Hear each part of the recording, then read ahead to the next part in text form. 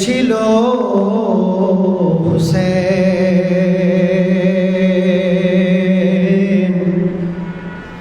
নবীর নওয়াসা কো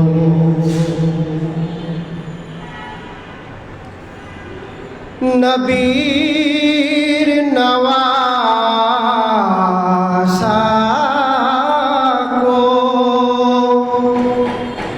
আপনাকে সালাম হুসেন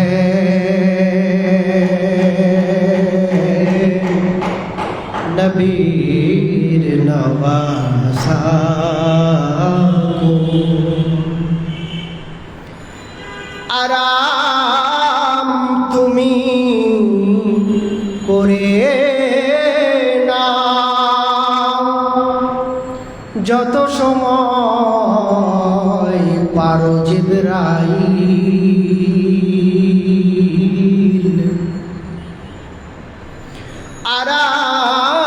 আরাম তুমি করে নাও যত সময়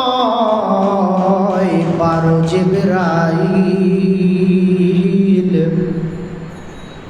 মা ফাতেমার কোলে তখন সাল্লে আলা হুসেন নবীর নওয়াসা কো নবীর নওয়াসা কো আপনাকে সালাম হুসেন নবীর নওয়াসা কো সব থেকে সবরকারী কে ছিল এই দুনিয়ার মাঝে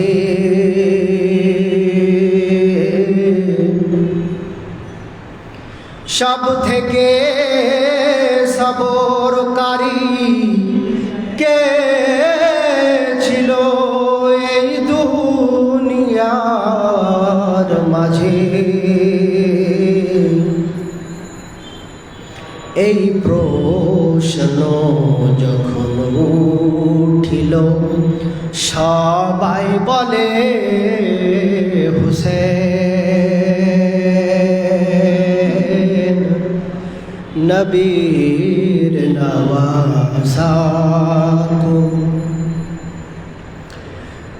নবীর নওয়াসা কো আপনাকে সালাম হুসেন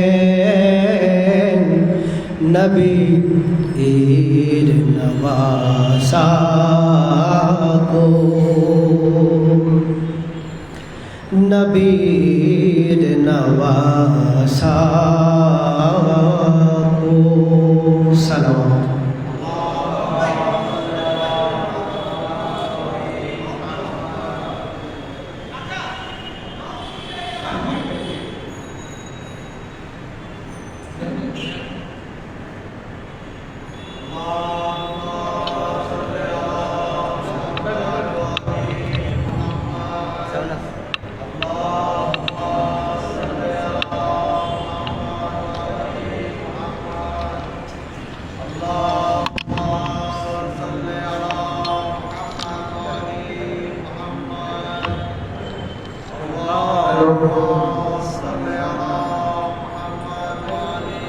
الله أكبر الله أكبر الله أكبر الله أكبر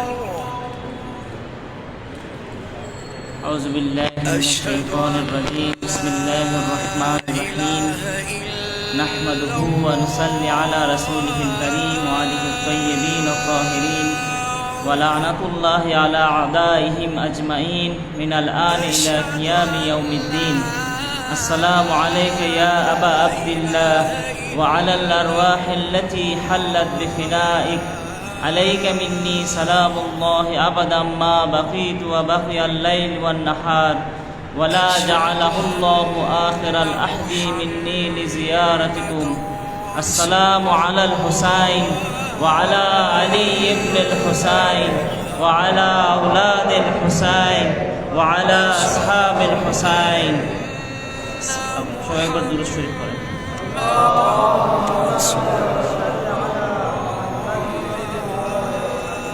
يا أيتها النفس المطمئنة ارجعي إلى ربك راضية مرضية فادخلي في عبادي وادخلي جنتي.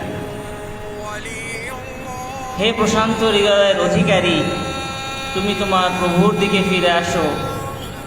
তুমিও তোমার প্রভুর প্রতি সন্তুষ্ট এবং তোমার প্রভু তোমার প্রতি সন্তুষ্ট। ফাদখুলি ইবাদি, তুমি আমার বান্দার মধ্যে প্রবেশ করো, আমার দাসের মধ্যে প্রবেশ করো, আমার প্রেমিক মধ্যে প্রবেশ করো। ফাদখুলি জান্নাতি, আমার স্পেশাল বিশেষ জান্নাতে প্রবেশ করো। এই আয়াতটা একটা বাস্তব মিসদাক বা উদাহরণ হলো স্বয়ং ইমাম হুসাইন আলাইহিস সালাম, যেটা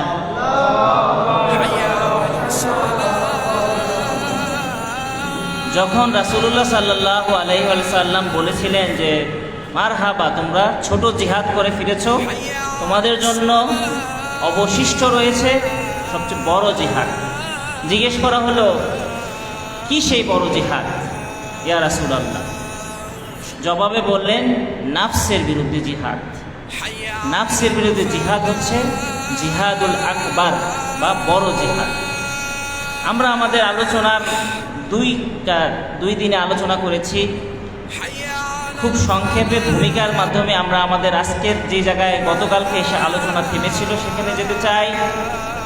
আমাদের ভূমিকার প্রথমেই ছিল মানব জাতি বস্তু দেহ এবং আধ্যাত্মিক অস্তিত্বের দ্বারা তৈরি। এই বস্তু দেহ এবং আধ্যাত্মিক দুইটার সমন্বয়ে তার গঠন। যেভাবে তাকে এই বস্তু দেহ পরিচালনা করার জন্য খাদ্যের প্রয়োজন হয়, জৈবিক চাহিদা পূরণের প্রয়োজন হয়, ঠিক একইভাবে তার আত্মারও খোরাক রয়েছে। এবং এই আত্মার খোরাক হচ্ছে তিনটা মৌলিক শক্তি এবং উপাদান মাধ্যমে এই আত্মার সৃষ্টি হয়েছে। আমরা আলোচনায় আরও বলেছি যে মানুষের নফস বা রূহ শব্দটা ব্যবহার করেছি। আগেই বলেছিলাম যে নফস এবং রূহ শব্দটা আমরা আপাতত একত্র ধরে আলোচনা করছি, কিন্তু আমি সামনে এটার জবাবও দিতে চাই।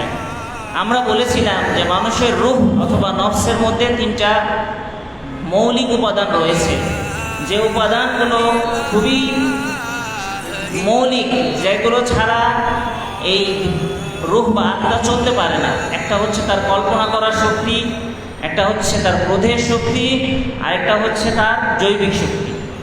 এই তিনটা চাহিদা তাকে সবসময় তার যে আল্লাহ রাব্বুল আলামিনের রহমত থেকেও সে অর্জন করতে থাকে এবং শয়তানি ওয়াসওয়াসা এবং শয়তানের বার্তাও তার মধ্যে আসতে থাকে। সেই বার্তাগুলোকে সব কিছু ক্যাচ করতে থাকে।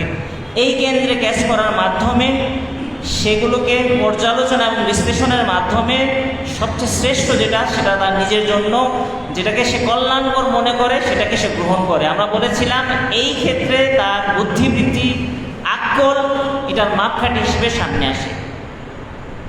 আমরা এরই ধারাবাহিকতায় বলেছিলাম যে সবার আগে মানুষের দরকার হচ্ছে কিভাবে সে এই আত্মাকে সর্বোচ্চ সৌভাগ্যে পৌঁছাবে, তাকে চিন্তা করা, এবং চিন্তা করার প্রধান খাদ্য হিসেবে তাকে কি চিন্তা করতে হবে যে আমি এই পৃথিবীতে অনর্থক সৃষ্টি হই নাই, আমাকে এই পৃথিবীতে কোনো অহেতুক এবং দুর্বল কোনো সৃষ্টি করা হয় নাই, আমাকে এমন একজন সত্তা হিসেবে সৃষ্টি করা হয়েছে যে প্রথমে আল্লাহর বান্দত্ব দাসত্ব করবে, দাসত্বের মাধ্যমে সে আল্লাহর পরিচিতি লাভ করবে, তার গভীরে যে আল্লাহর প্রেমে পড়বে। ওয়ামা খালাকতুল জিন্না ওয়াল ইনসা ইল্লা লিয়াবুদুনকে আমরা একবার লিয়ারিফুন তা সংজ্ঞায়িত করেছিলাম, বলেছিলাম আল্লাহর মারিফাত অর্জনের জন্য জিন এবং মানব জাতিকে সৃষ্টি করা হয়েছে। তার পরবর্তীতে যখন আমরা মারিফাত, কার মারিফাত? আল্লাহর মারিফাত, যখন আমরা আমাদের সেই মাওলার মারিফাত অর্জন করতে সক্ষম হয়েছিলাম, বলেছিলাম যে যিনি অসীম দয়ালু, অসীম শক্তির অধিকারী, অসীম ক্ষমতার অধিকারী, অসীম ন্যায় বিচারক, তার বান্দাদের তার ইবাদতের কোনো দরকার হয় না, সমস্ত মানব জাতির কোনো কাজেরই তার প্রভুর দরকার নাই।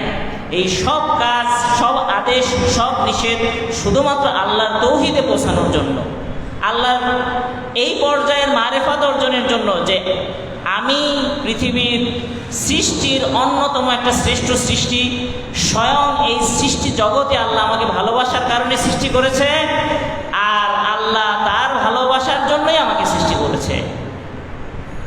লিয়া আশেকুন, তারকে ভালোবাসার জন্য, ইশক ও মহব্বতের জন্য। মহব্বতের সাথে ইতাআত বা দাসত্ব করার সম্পর্ক কি? সুন্দর সুস্পষ্ট একটা আয়াত আছে, কুল ইন কুনতুম তুহিব্বুনাল্লাহ ফাত্তাবিউনি, বলো হে রাসূল, যদি তুমি আল্লাহকে ভালোবাসতে চাও তাহলে আমার রাসূল সবচেয়ে শ্রেষ্ঠ প্রেমিক, তার অনুসরণ করো। রাসূলকে ভালোবাসা এবং আহলে বাইতকে, রাসূলের নির্দেশে আহলে বাইতকে ভালোবাসার মাধ্যমেই মানব জাতি তার শ্রেষ্ঠ লক্ষ্যে পৌঁছাইতে পারে। যখন আমরা আমাদের চিন্তা ভাবনার মাধ্যমে এই পর্যায়ে পৌঁছাতে সক্ষম হলাম, তখন আমার দায়িত্ব হচ্ছে আমার এই নাফসের মধ্যে এই তিনটা উপাদানের জন্য একটা ফিল্টার তৈরি করা। আমাকে সারা দিন 24 ঘন্টা সারা জীবন আমি যেমন আমার যে লক্ষ্য, বস্তুগত লক্ষ্য, অর্থনৈতিক লক্ষ্য, ক্ষমতাগত লক্ষ্য, এই বস্তু জীবনে আমার যে কোনো কাজের লক্ষ্যের জন্য আমি যেভাবে প্ল্যান করি তার চেয়ে কঠিনভাবে আমার নাফসের জন্য আমার প্ল্যান করতে হবে। সে প্ল্যানের ধারাবাহিকতায় আমি বলেছিলাম যে প্রথমে সকালে উঠে নামাজ পড়ে আমি বলবো, হে আল্লাহ, আজকের দিনটা তুমি আমাকে এই তৌফিক দান করো, আমি যেন তোমার বান্দা হিসেবে থাকতে পারি, এমন কোনো কিছু না করি যেটা তুমি অপছন্দ করো, তোমার রাসূল অপছন্দ করে, তোমার আহলে বাইত অপছন্দ করে, তোমার হোসাইন অপছন্দ করে।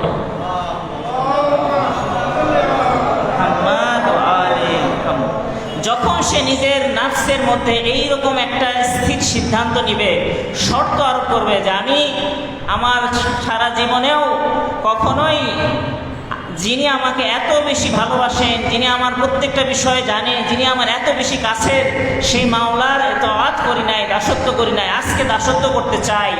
সেই দাসত্ব করার জন্য আমার নিজের মধ্যে শর্ত আরোপ করলাম নিজের জন্য যে আমি তার নির্দেশের বাইরে কোনো অন্যায় কাজ করব না। এই শর্ত দেওয়া হচ্ছে শর্ত আরোপ, এবং এই শর্ত দিয়ে যখন তার দিনকে শুরু করতে গেল, তখন সে তার পরবর্তী মুহূর্ত থেকেই সে তার কাজগুলিকে পর্যবেক্ষণের মধ্যে রাখবে, পরিচর্যা করবে, যেন তার কোনো দিনী ভাইকে অসন্তুষ্টি না করি, মুখ থেকে কোনো খারাপ কথা যেন বের না হয়, অযথা কোনো কাজে বিরক্ত না করি, হারাম কোনো চিন্তা যেন না করি, হারাম কোনো খাবার যেন না খাই, হারাম কোনো দিকে হাত না বাড়িয়ে দেয়, এই চোখ থেকে নাককে, এই স্পর্শ, হাতের স্পর্শ, পঞ্চ ইন্দ্রিয়কে যেন হারাম থেকে মুক্ত করি। যদি আমি আমার সারাদিনের এই পরিচর্যা এবং চিন্তার মধ্যে আমার জীবন কাটতে থাকে, তাহলে যখন আমি রাতে আবার আমার নিজের নাফসের হিসাব গ্রহণ করতে আসব, এটা হচ্ছে তৃতীয় স্টেজ। প্রথম হচ্ছে শর্ত আরোপ, দ্বিতীয় স্টেজ পরিচর্যা এবং নিয়ন্ত্রণ, তৃতীয় পর্যায়ে হলো এটার হিসাব গ্রহণ, যে আমি কি আজকে পারলাম আল্লাহর বান্দা হতে, আমি কি আল্লাহর ভালোবাসা, যিনি আমাকে সৃষ্টি জগতের শ্রেষ্ঠ মানব হিসেবে সৃষ্টি করছে, তার পছন্দের জীবনযাপন করতে যদি আমি পারি, তাকে বলবো আলহামদুলিল্লাহ, আল্লাহ আমাকে তৌফিক দিয়েছেন। এইটা তার জীবনের একটা শ্রেষ্ঠ দিন হিসেবে সে নিজে লিখে রাখবে, চিন্তা করবে যে হ্যাঁ, আমার জীবনে একটা শ্রেষ্ঠ দিন, আমার বস্তু জগতের অসংখ্য স্রোতহীন কঠিন পরিস্থিতির মুখে আমি আমার নিজেকে নিয়ন্ত্রণ করতে পেরেছি। আমার মাওলা, আমার আল্লাহ দেওয়া নির্দেশিত পথে আমার নিজেকে পরিচালিত করেছি, আমার রাসূলের পথে আমি পরিচালিত করেছি, আমার হোসাইন যেভাবে ভালোবাসেন সেভাবেই নিজের জীবনকে পরিচালিত করে ফেলেছি। অতএব এটার জন্য আল্লাহর কাছে বিশেষভাবে শুকরিয়া করবেন। কালকের দিন এবং তার পরবর্তী দিনও যেন আমি এর উপর পরিস্থিত থাকতে পারি। যদি তার মধ্যে, তার এই সারাদিনের মধ্যে কোনো ভুল ত্রুটি হয়ে থাকে, তাহলে আজানের জন্য আপাতত বিরতি দিচ্ছি।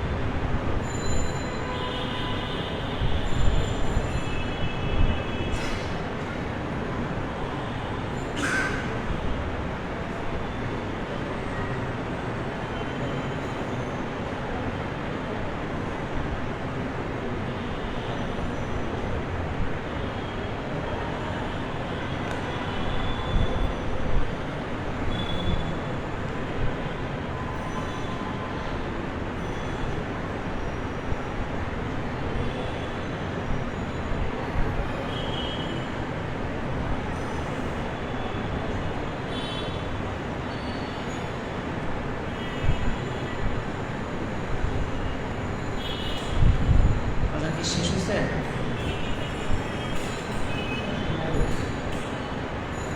শেষ হয়েছে আজান?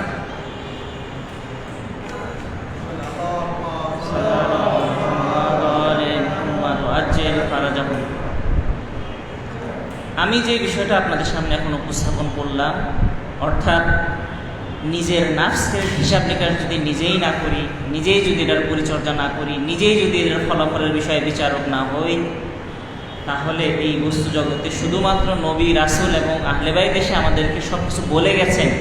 তারা প্রত্যেকটা মানুষের বিবেকের কাছে সব কিছু সুন্দর করে স্পষ্টভাবে থিওরিটিক্যালভাবে উপস্থাপন করেছেন, কিন্তু সেইখানে পৌঁছানোর রাস্তা একমাত্র উপায় হচ্ছে নিজের নাফসকে নিজের হিসাব নিকাশ করা।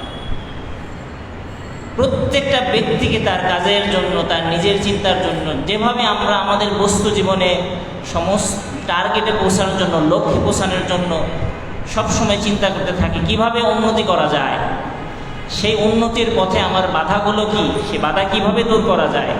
নাফস হচ্ছে সবচেয়ে শ্রেষ্ঠ এবং শক্তিশালী এবং কঠিন একটা ময়দান।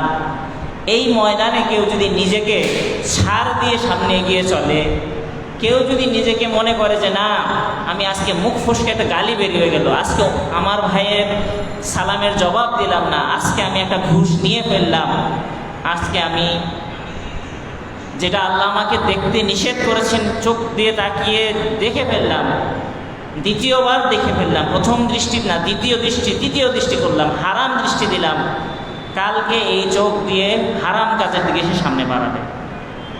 অতএব এইটা কখনোই নবী রাসূলরা এসে সরাসরি আপনার হাতে এসে বলবে না। তারা নির্দেশ দিয়ে গেছেন, তারা আমাদেরকে শর্ত এবং কন্ডিশনগুলো শিখিয়ে দিয়ে গেছেন। বাকিটা আমি আমার নিজের চেষ্টার মাধ্যমে আগাইতে হবে। কেউ যদি চায় আল্লাহর নৈকট্য অর্জন করতে, আল্লাহর ভালোবাসা অর্জন করতে, শ্রেষ্ঠ বান্দা হইতে, শ্রেষ্ঠ মুহিব হইতে, শ্রেষ্ঠ হোসাইনকে ভালোবাসা হইতে, কেউ কখনোই বলতে পারবে না যে আমি হারাম থেকে পরিত্যাগ করলাম, ফরজ এবং জরুরি যে কাজগুলো আমার জন্য দায়িত্ব সেগুলো আঞ্জাম দিলাম না, অথচ আমি ইমাম হুসাইনের শ্রেষ্ঠ প্রেমিক হব। অসম্ভব। আল্লাহর যেভাবে মাপকাঠি হচ্ছে তাকওয়া, ইমাম এবং রাসূলদের আহলে বাইতের মাপকাঠি হচ্ছে তাকওয়া। কখনোই আমার অন্যায়ের কারণে, শুধুমাত্র আহলে বাইতকে মৌখিক ভালোবাসার কারণে আমাকে ক্ষমা করে দেওয়া হবে না, এই ধরনের চিন্তা হচ্ছে একটা ভুল ধারণা। যদি সময় থাকতো অন্য কোনো প্রসঙ্গে আলোচনা হইলে আয়াত, রেওয়ায়াত এবং আমাদের কথা শুনে এটা প্রমাণ করা সম্ভব। আসলে মহব্বত মৌখিক মহব্বত না, মহব্বত তার অস্তিত্বের মধ্যে আলোকিত শিখার মতো জ্বলবে, যে মহব্বত তার নিজের সমস্ত হারাম কাজকে পুড়িয়ে ফেলবে, যে মহব্বত তাকে পারবে এই বস্তু জীবনের হাজার গুণে কষ্ট সহ্য করে নিতে। যেভাবে ইমাম হোসেন আলাইহিস সালামের মহব্বতের কারণে তার অনুসারীরা তাকে অনুসরণ করেছিলেন, জীবনের সব কিছু ত্যাগ করে বলেছিলেন, হে ইমাম, যদি আপনি 1000 বার আমরা শহীদ হয়ে যাও, 1000 বার আমাদেরকে জীবিত করা হয়, তাহলে আপনার এই তৌহিদের পথে, আল্লাহর পথে, এই আল্লাহর ভালোবাসার পথে আবার আপনার জন্য আমরা শহীদ হতে পারবো। ওই ধরনের অবস্থায় যেতে চাইলে আমাদের এই নাফসের প্রতি এই 3টা অধ্যায়ের বিশেষ গুরুত্ব দিতে হবে। যেখানেই থাকেন, যে অবস্থাতেই থাকেন, যে বয়সেই থাকেন, কোনো পার্থক্য নাই। মানুষের এই নাফসকে যদি ছেড়ে দেওয়া হয়, আমি আগের আলোচনায় করেছি, কল্পনা শক্তি এক ডাল থেকে এক শাখা থেকে আরেক শাখা যেতে যেতে যেতে যেতে শুধু একটু খারাপ কল্পনা চিন্তা করতে থাকে, অধঃপতন সবচেয়ে নিকৃষ্ট চিন্তায় নিয়ে যাবে। ক্রোধ তাকে সব কিছু দেওয়া হওয়ার পরেও সে চাইবে যে এই বস্তু জগতের, এই পৃথিবীর বাইরেও যদি কোনো কিছু তার থাকে এবং তার কল্পনার মধ্যে থাকে, তাহলে সে চাইবে সেটাকেও দখল করতে এবং তার নিজের নিয়ন্ত্রণে আসতে এবং তার ইচ্ছা মতো, তার জৈবিক ইচ্ছা মতো ব্যবহার করতে। জৈবিক চাহিদা তার নিজের ধারণ ক্ষমতা না হইলেও জৈবিক যত সৌন্দর্যকে ব্যাখ্যা করা হয় পৃথিবীতে, সমস্ত সৌন্দর্য তার হাতে দিয়েও বলা হবে যদি এই গ্রহের বাইরে কোনো সৌন্দর্য থাকে সেটাও আমার চাই। এই হইল অসীম যে চাহিদা। অথচ আল্লাহ রাব্বুল আলামিন এই শক্তিগুলোকে আমাকে অসীম আল্লাহর ভালোবাসার চাহিদার দিকে ডাইভার্ট করার জন্য দিয়েছেন। কেউ যদি এগুলোকে নিয়ন্ত্রণ না করে, তাহলে আমরা এই বস্তু জগতেই দেখতে পারি জালেম গর্ব করে বলে যে আমি এমন একটা সংস্থা তৈরি করেছি যারা কখনোই ইমাম হোসাইনের জিয়ারত করব না, প্রতিজ্ঞাবদ্ধ হয়েছি, আর ইমাম হোসাইনের জিয়ারত করতে দিব না। সাদ্দামের বাট পার্টির তার মূল নীতির মধ্যে এটা উপস্থিত ছিল যে আমরা প্রতিজ্ঞাবদ্ধ হয়েছি, না ইমাম হোসেনের জিয়ারত করবো না, কাউকে করতে দিব। এই পর্যায়ে তারা ইয়ে করতো।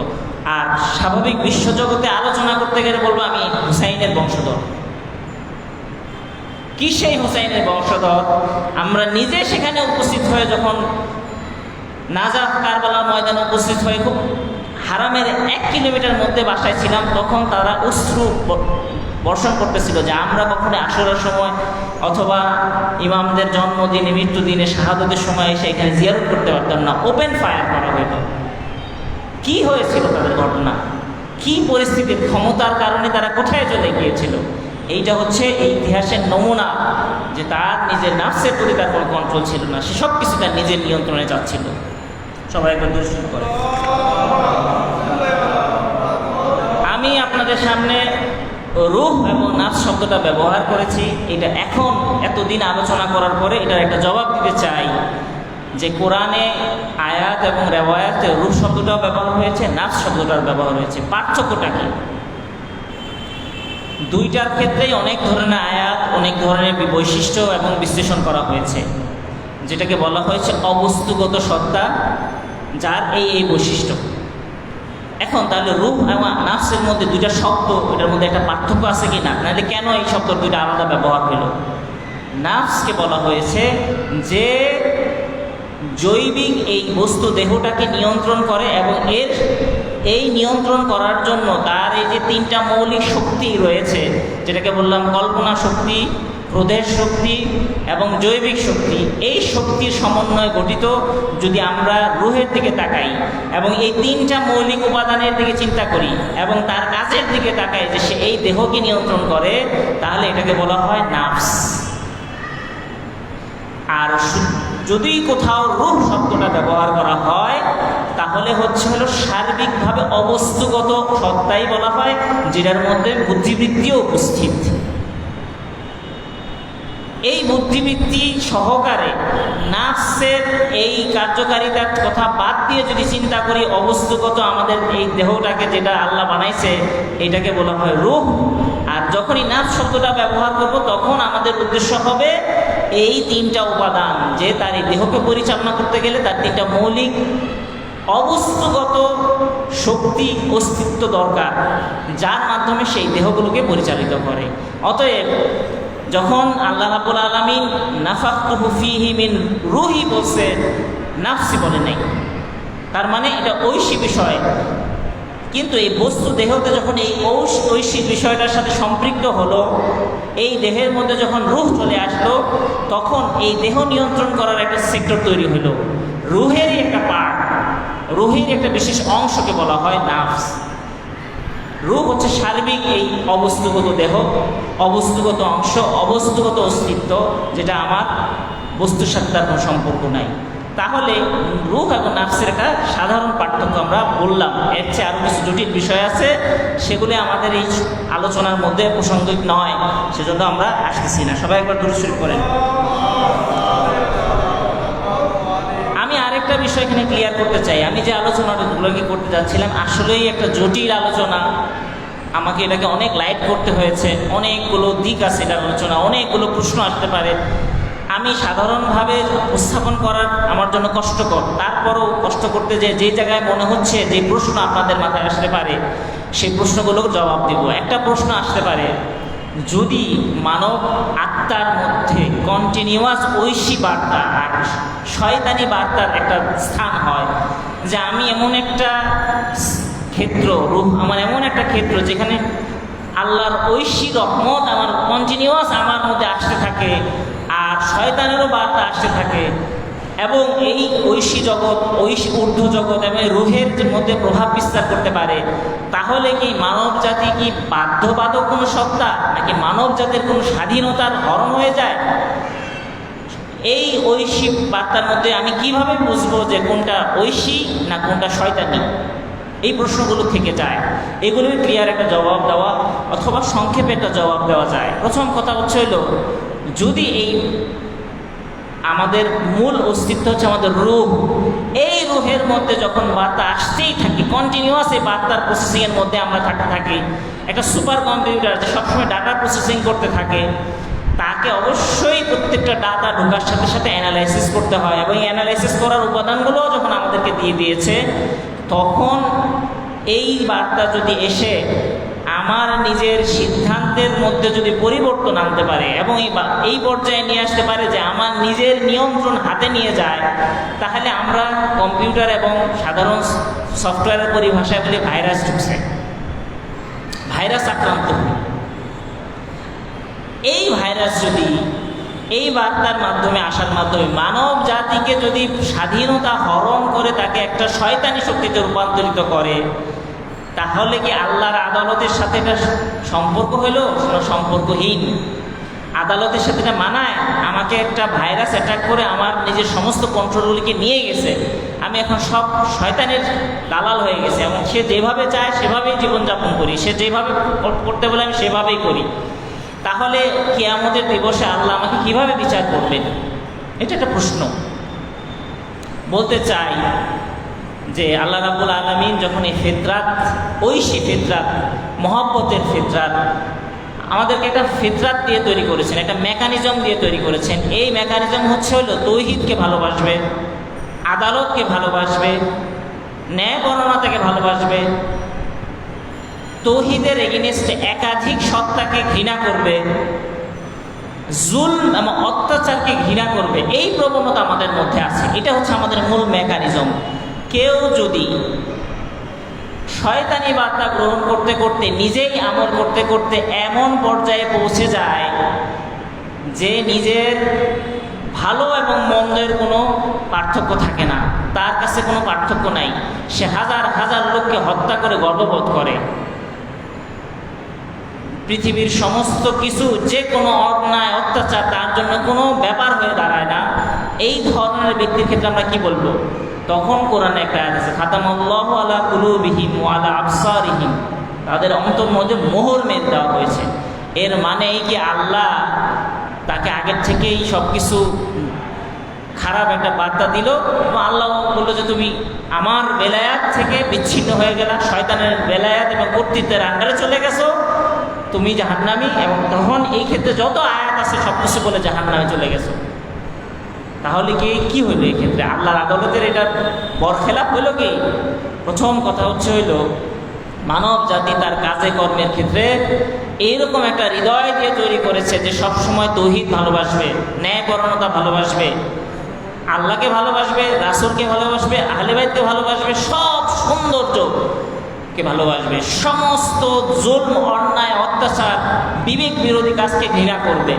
কিন্তু কেউ যদি তার এই বস্তু জগতের প্রবেশ এবং মেসেজ প্রদানের ক্ষেত্রে, মেসেজ গ্রহণের ক্ষেত্রে তার বুদ্ধিবৃত্তিকে এবং তার বুদ্ধিবৃত্তি দিয়ে বোঝা যে আমার চেয়ে সবচেয়ে বড় বুদ্ধিবৃত্তি হইল রাসূল, আহলে বাইত, তাদের বুদ্ধিবৃত্তিতে তারা আমাদের যেভাবে দিক নির্দেশনা দিয়েছেন, সেই দিক নির্দেশনার আন্ডারে যদি আমরা জীবনযাপন না করি তাহলে আবার আযাব।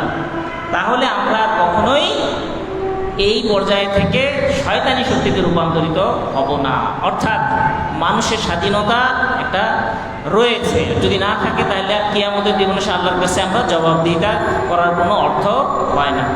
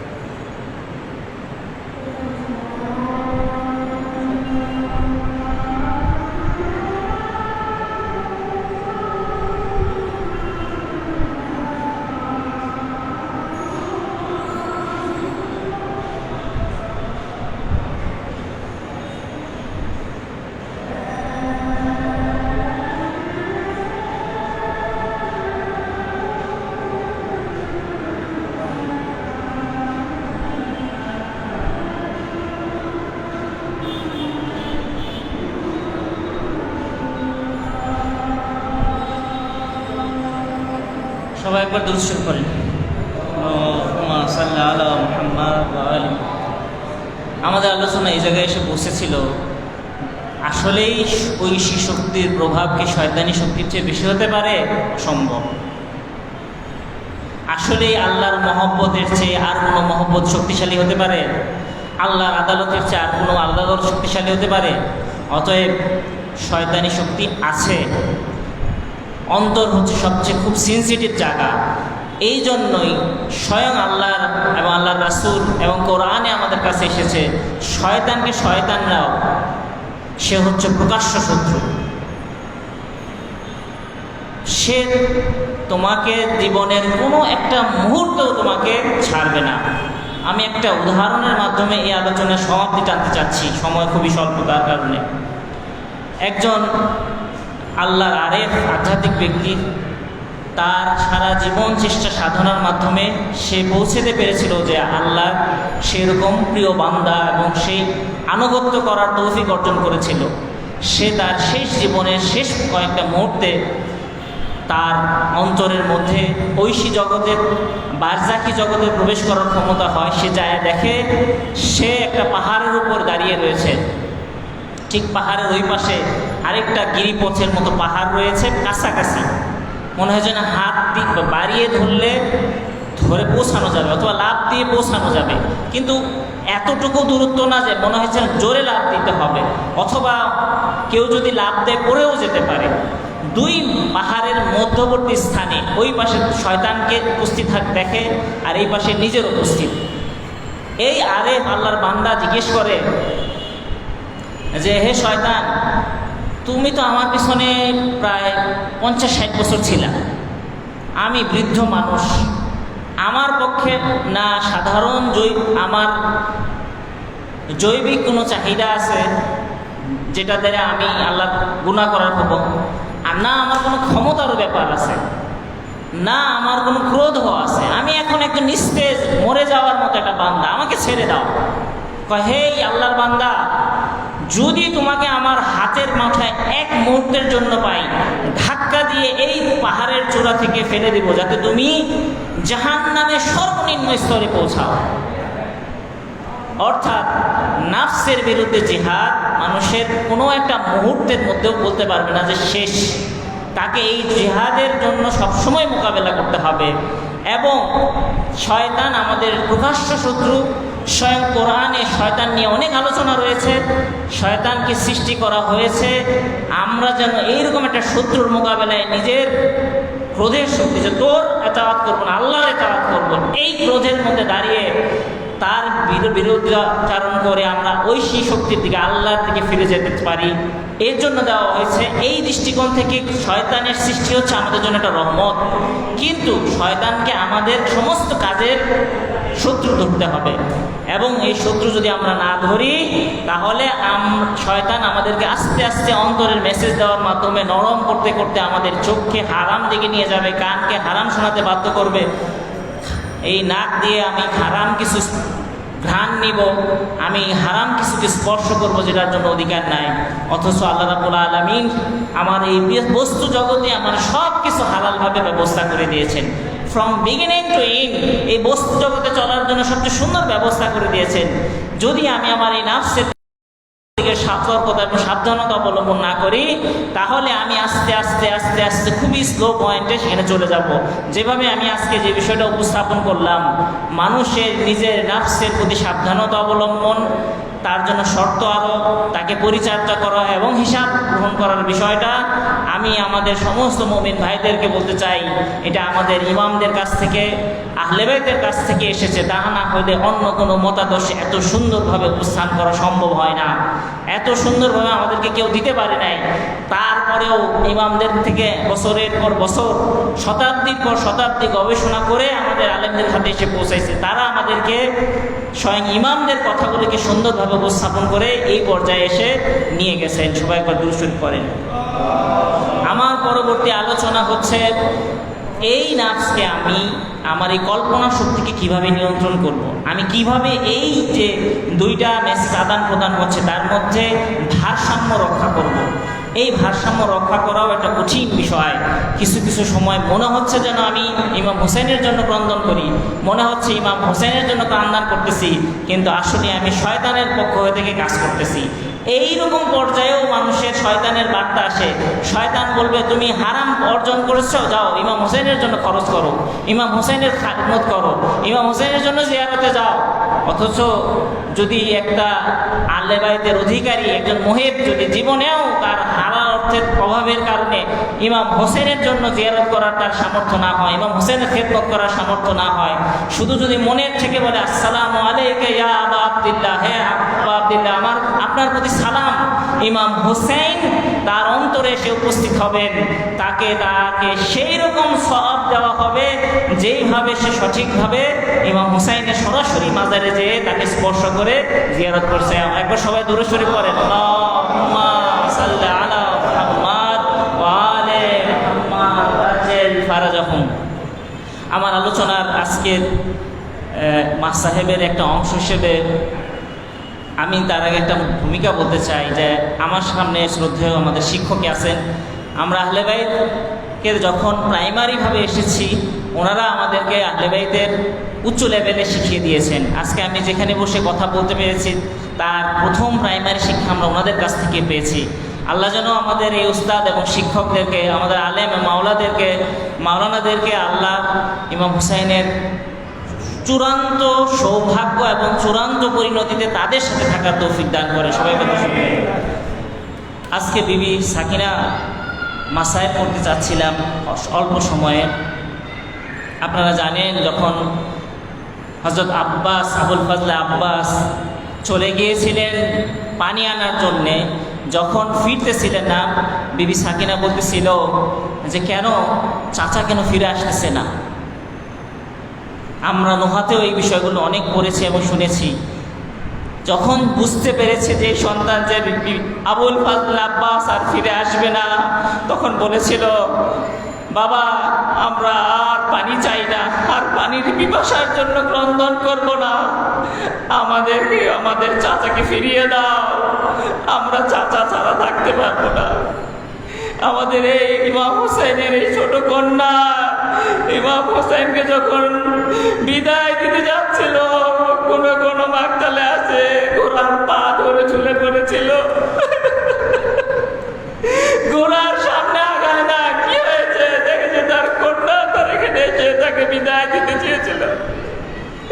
কি হয়েছে মা, বাবা এই ময়দানে যারা গেছে তারা আর কেউ ফিরে আসে নাই। বাবা চাচা ফিরে গেছে, চাচা চলে গেছে আর ফিরে আসে নাই, ভাইরা চলে গেছে কেউ ফিরে আসে নাই, তুমি যেও না, তুমি আমাদেরকে একা ফেলে যেও না। বিবি সাকিনা ইমাম হোসেনকে সেই রকম ভালোবাসতেন। আপনারা জানেন এইরকম একটা কন্যাকে চাবুকের আঘাত, সীমায় আগুন, দীর্ঘ পথ সহ্য করে যখন সিরিয়াতে প্রবেশ করেছিল শামের দরবারে, তখন তাদেরকে একটা খোলা ময়দানে রাখা হয়েছিল যেখানে দিনের বেলায় গরম আর রাতের বেলায় ঠান্ডা। এরকমই একটা রাত্রিতে বিবি সাকিনা যখন ঘুম থেকে উঠেছিল, হঠাৎ করে বাবা বলে চিৎকার করেছিল, বলতেছিল আমার বাবা কোথায়, আমার বাবাকে এনে দাও, আমি বাবা ছাড়া থাকতে পারবো না। বলা হয় যে তাদের এই চিৎকারে সবার ঘুম ভেঙে গিয়েছিল, এজিদের দরবারে পর্যন্ত খবর পৌঁছেছিল। মালুন এজিদ বলেছিল দাও, আমাদের ঘুম নষ্ট করছে, তাদের মাথাটা তাদের সামনে এনে উপস্থিত করো। যখন একটা থালার মধ্যে ইমাম হুসাইনের কাটা মাথা এনে তার সামনে আনা হইল, বলে এটা কার মাথা, বলে এটা তোমার বাবার মাথা। তখন বলেছিল এটাকে তুমি আমার বাবা, বাবা তোমার চোখে তোমার দাড়ি থেকে রক্তে রঞ্জিত, বাবা তোমার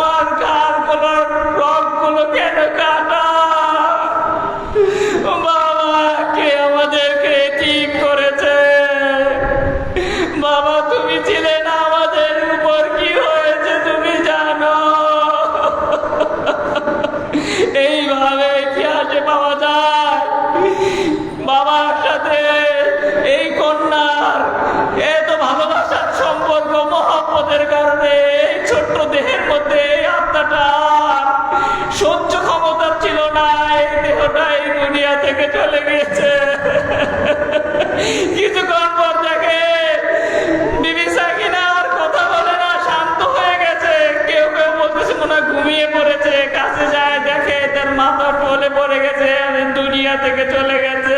ইন্না লিল্লাহি ওয়া ইন্না ইলাইহি রাজিউন। ইয়া রাব্বুল আলামিন, আমাদের কোন সন্তানদেরকে তার এই কষ্টের, বাবার কষ্টে কষ্টে পড়তে দিও না। পৃথিবীতে সবচেয়ে এই কষ্ট বহন করে নিয়ে গেছে ইমাম হুসাইনের কন্যা বিবি সাকিনা। হে আল্লাহ, আর যেন এই পৃথিবীতে এই ঘটনা দ্বিতীয় কোনো কারোর জন্য না ঘটে। হে আল্লাহ, এই মহব্বতের জন্য আমাদেরকেও তাদেরকে মহব্বত করতে দাও, তাদের মহব্বত করার তৌফিক দান করো, তাদের মহব্বতের পথে আমাদেরকেও শহীদ করো। বিরহমাতিকা ইয়া আরহামার রাহিমিন।